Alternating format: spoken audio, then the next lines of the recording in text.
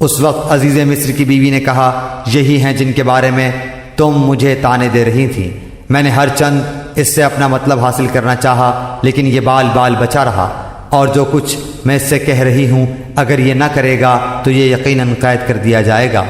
اور بے شک یہ بہت ہی بے عزت ہوگا۔ علیہ السلام نے دعا کی کہ اے میرے پروردگار، جس بات کی طرف یہ عورتیں مجھے بلا رہی ہیں اس سے تو مجھے جیل خانہ بہت پسند ہے۔ اگر تو نے ان کا فن فریب مجھ سے دور نہ کیا تو میں تو ان کی طرف مائل ہو جاؤں گا اور بالکل نادانوں میں جا ملوں گا۔ قالت فذلکن الذی لمتننی فیہ، کیسی ہوشیار تھی زلیخا۔ وہ پہلے یہ بھی کر سکتی تھی کہ جو عورتیں باتیں بنا رہی ہیں ان کو ایک لیٹر لکھتی کہ بھائی تم اس کو نہ دیکھو کہ وہ ملازم ہے، وہ بے انتہا حسین ہے، بے انتہا حسن و جمال اللہ نے اس کو دیا ہے، خط لکھ کے ان کو بھیج دیتی۔ اس کو پتا تھا کہ حسن کو الفاظ میں ڈیفائن کرنا ممکن نہیں ہوتا، تو میں ان کی، اور یہ بھی ہے کہ ایسے وقت میں اس نے یوسف علیہ السلام کو گزارا ہے جب پھلوں کو کاٹنے کے لیے وہ تیار تھیں، تاکہ ان کی انگلیاں کٹیں، زخمی ہوں، اور پھر میں بتاؤں کہ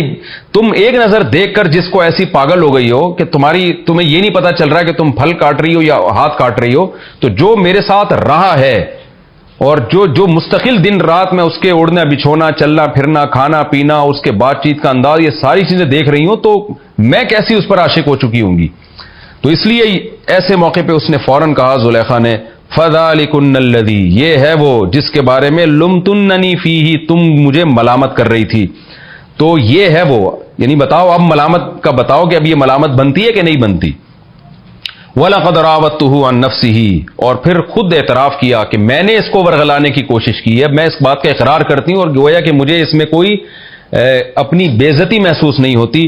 اور فاستعصم، لیکن یہ بچ نکلا ہے۔ وَلَئِن لَّمْ يَفْعَلْ مَا آمُرُهُ، اور چونکہ بدنامی بھی ہو چکی تھی، بدنامی سے میری مراد یہ کہ سب میں یہ بات لیک آؤٹ ہو چکی تھی کہ اس پر عاشق ہے، اور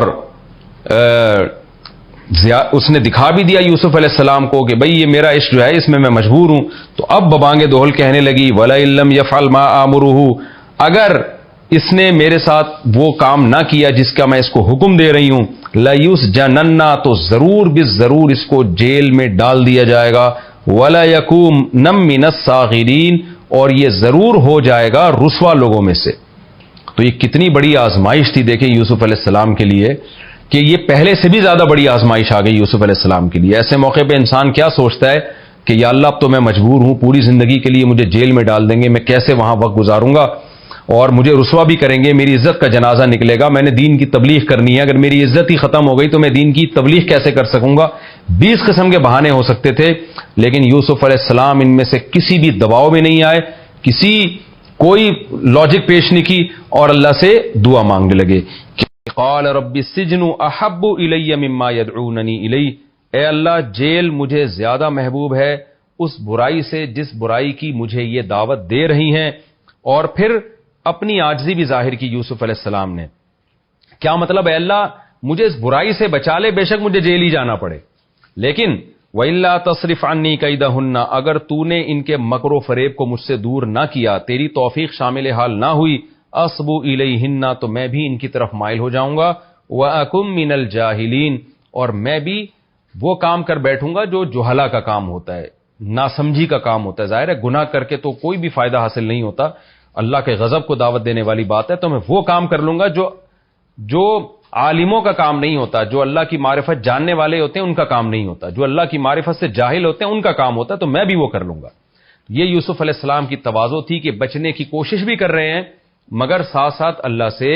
دعا بھی مانگ رہے ہیں۔ اور یہ بھی ہمیں پتہ چلتا ہے کہ اب صرف زلیخا ان کو گناہ کی دعوت نہیں دے رہی، بلکہ وہ تمام عورتیں مل کے اس حضرت یوسف پہ دباؤ ڈال رہی تھی کہ تم، یعنی معاذ اللہ جو زلیخا کی ایک حرام خواہش ہے اس کو پوری کرو۔ یہ اس لیے کہ اس سے انسان پر دباؤ اور زیادہ بڑھ جاتا ہے، اس سے زیادہ پریشر کسی پر زنا کا ڈالا نہیں جا سکتا کہ ایک طرف اتنی حسین ترین عورت ہو اور دوسری طرف یوسف علیہ السلام جو بالکل جوانی کی دہلیز پہ قدم رکھے ہیں وہ ہوں، دباؤ بھی بہت زیادہ اور برائی نہ کرنے کی صورت میں دھمکیاں بہت زیادہ۔